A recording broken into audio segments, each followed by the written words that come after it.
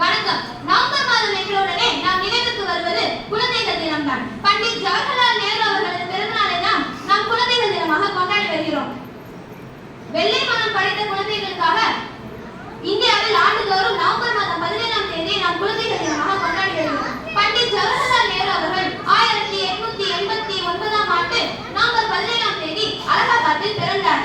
இவர் பிரபல வழக்கறிஞரான மோதிலால் நேரு அவர்களுக்கும் ஸ்வரூபராணி அவர்களுக்கும் மகனாக பிறந்தார். விடுதலை போராட்ட வீரர், சுதந்திரம்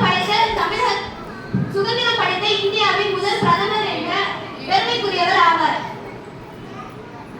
இவர் 1947ஆம் ஆண்டு முதல் 1964 வரை பிரதமராக பணியாற்றினார். இவர் நேரு அவர்கள் பிரதமராக பணியாற்றிய போது குழந்தைகளின் நலம், இளைஞர்கள் கல்வி மேம்படுத்துவதற்காக பல திட்டங்களை உருவாக்கினார். குழந்தைகள் மீது மிகவும் பிரியம் கொண்டதால் இவரை குழந்தைகள் நேரு மாமா என்று அழைப்பார்கள்.